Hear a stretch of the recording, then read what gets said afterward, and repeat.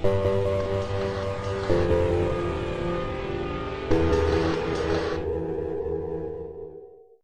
what's up everyone? This is Raphael. And I'm Loryn. We're the Pacheco siblings, and with the recent Blu-ray release of Yip Man 3 in North America, I figured it was an opportune moment to talk about our impressions in this first edition of P-Cubed Reviews.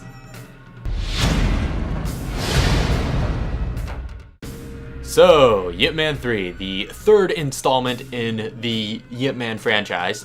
My initial reactions for this movie are generally positive. So the Yip Man movies definitely have a special place in my heart, because the first two were definitely two of the big movies that kind of got me sort of passionate about martial arts, or at the very least martial arts, you know, as a film genre. So with that being the case, I definitely had very high expectations and was very excited going into this film. When I think Yip Man, I generally think about the choreography, seeing as that's what I'm mostly interested in. The choreography in Yip Man 3 was amazing, as per usual. Yuen Woo-ping, an amazing choreographer. I love pretty much everything that he's done.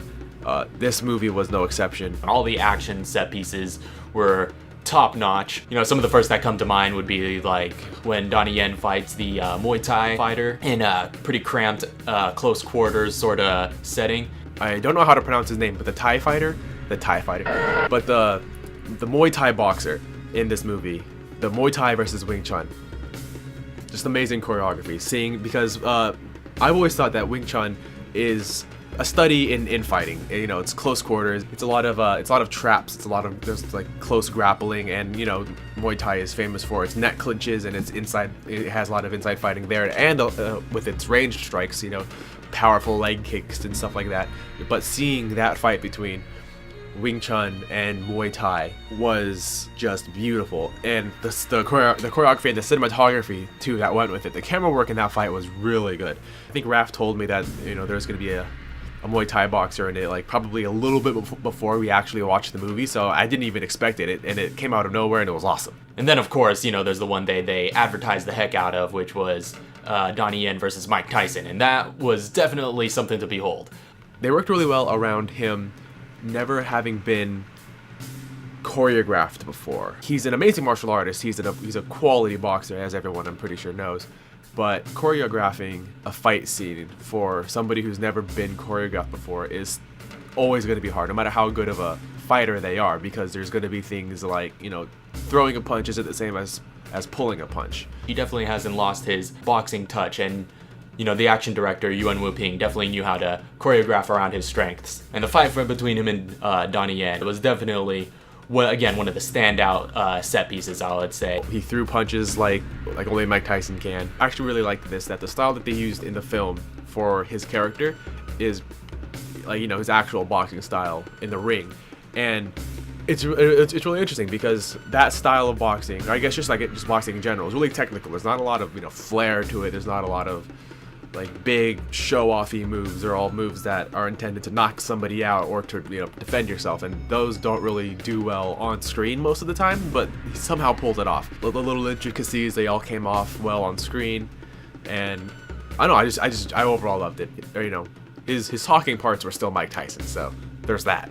And then, of course, you know, some of the epic one versus many fights that the first two movies became known for, including a pretty amazing sequence revolving around like a sort of industrial shipyard setting. And again, Yuen Woo-ping is really masterful on the action design side of things, with making a sequence that revolves around an environment or different sort of surroundings, and they really put that to the maximum use with the performers and the stunt team, and you know, all the excellent martial arts actors that they had at their disposal in this production. And speaking of which, I can't go this review without talking about the breakout star of Yip Man 3, Jin Jong. He was really, he kind of went under my radar leading up to the film. I mean, I'd heard a couple of stuff about him, and I heard, you know, he has a bit of a presence, but I didn't really realize the gravity of that until watching it. He really stands out as a huge critical role in the film, and his performance it's pretty magnetic, I would say.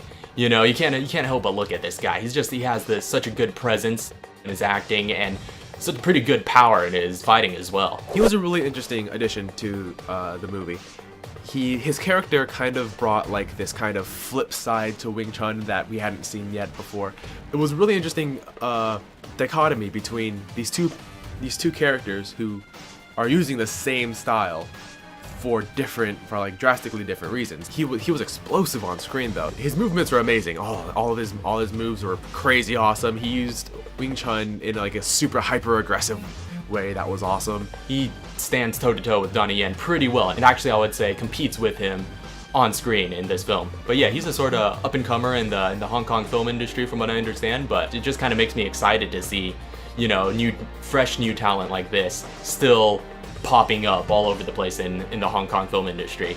But yeah, Jin Zhang, definitely, you know, breakout star of the film. I did not expect to like him that much going into it. And not just because of, you know, his own performance, but, you know, that's also a testament to, I suppose, the writing and the creative side of the film, where they kind of had a great role and a great character for him to inhabit. His character really provided, with the way that they had him designed to fit into the story, provided a nice contrast to our main protagonist in a way that really was, you know, really sympathetic and really humanizing. I mean, story this time around was definitely one of the movie's strong suits. You know, not that it wasn't in the first two, but it stood out a lot to me in this one. You know, I wasn't really expecting it, but there are some really strong bursts of, you know, dramatic excellence, you know, both and it was exhibited in all forms, from the acting to the writing to the cinematography. The cinematography was fantastic, by the way. There was all sorts of creative frames and compositions that they did that were really eye-catching. And there was an impressive degree of cinematic language in some of the shots. There were some moments that were just pretty telling, just from the way they framed the camera, or just from the way people are positioned or blocked out and within the shots. They say a lot with the visual storytelling aspect, which I really love to see in a film. And it was there in a surprising degree. The director of photography definitely pulled all the stops on this one, and overall I would say it's a visually impressive experience, you know, like the first two, but this one just had an insane amount of production value just thrown into it. I mean, the sets are huge and colorful and vibrant, and it's a period piece too, and all the prop work and the settings, just everything just looks so excellent and lived in. And also, speaking of the general production and the camera work, Yuan Wu-ping's, he hasn't lost his touch when it comes to the choreography. One thing that definitely stood out to me was his own camera work during the action scenes. It was dynamic, it was intense, it had like a sort of movement to it that, you know, just made all the action so much more active. With his vast amount of experience, Yuan Wu-ping definitely knows how to move a camera around an action scene and move it in ways that are visually appealing and just aesthetically pleasing and match the choreography in all sorts of ways. And the stunt work, of course, was top notch. You know, they had there was a huge amount of stunt work that went into this, and there were some great looking falls and crashes, and they broke all sorts of stuff in this movie.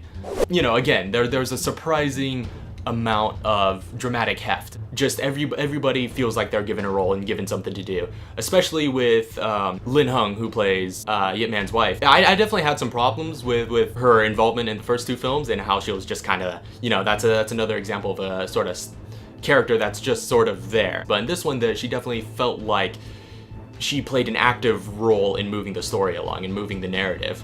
She brings tons of emotion and she carries a lot of weight in this movie.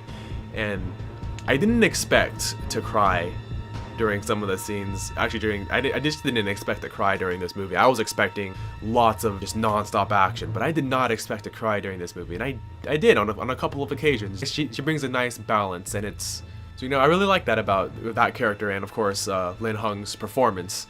And they went places with the character that made her pivotal to the story in many ways.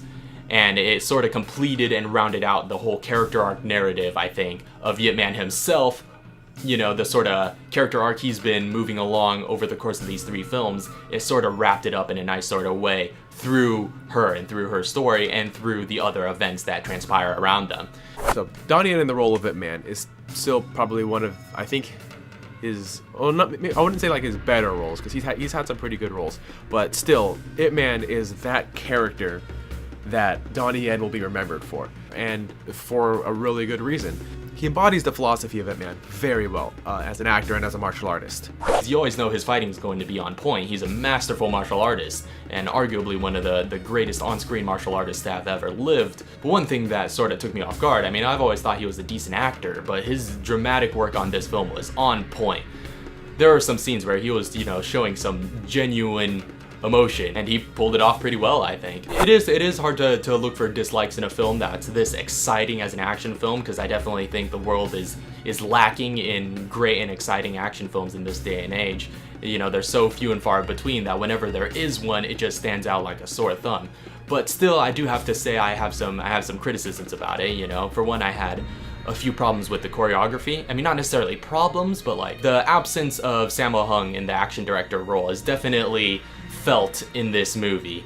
You know, again, that's not necessarily a bad thing, but it's definitely very different. Certainly, Yuan Wu-ping doesn't bring nearly as much Wing Chun insight, I think, as Sammo Hung did, and you see that reflected a lot in the film. I feel like the Wing Chun wasn't as technical or as intricate as Sammo Hung would have made it. But with that being said, he's still a very excellent action director and choreographer, and the choreography was overall top-notch because he was able to balance that with a bunch of other different styles of fighting, which I think is how he works best. Bruce Lee, of course, was one of the big things I was expecting to see in this movie. Fortunately, I was a little bit disappointed in the fact that there wasn't as much as I had hoped, but in the ways that they did use him, I really enjoyed. And also, you know, the character of Bruce Lee is one they kind of hyped up a little bit in the promotional material, but I was a bit disappointed to see that he didn't really have that big of a role or as a character in the film, but it was still nice to sort of see him in something that's a bit more of like a cameo Easter egg kind of deal in the ending of the previous film.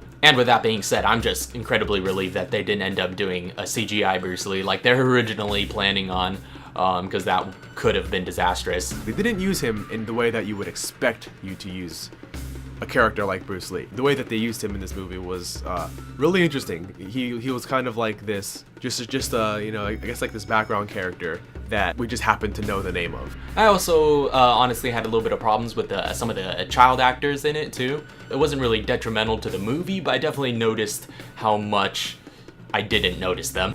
Alright, so overall, I give Ip Man 3 5 Mike Tyson left hooks out of 5. Yeah.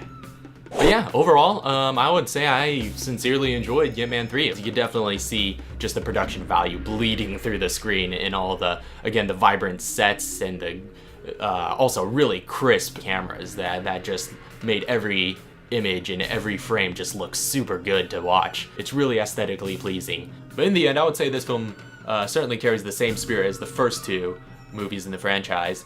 If you're looking for a fun, well-choreographed action film balanced with great dramatic storytelling under artsy cinematography, then this is definitely what you're looking for. But anyway, that has been our review of Ip Man 3, which is out on Blu-ray in North America currently, which was what sort of prompted this review. Please feel free to rate, comment, and if you haven't already, I encourage you to subscribe. So yeah, this is our sort of first attempt at P-Cubed reviews. You know, we enjoy films so much and we have so much dialogue and conversation about them that I figured, you know, having a format like this or a series like this would be a good way for us to sort of vent a lot of our thoughts and opinions that we might have for those who might be interested. Yeah, we're probably going to be reviewing all sorts of stuff here in the future if this current video goes over well, and if not, we're probably going to do it anyway because it's just something that we naturally enjoy doing. So yeah, you could possibly look forward to more of these, and God bless.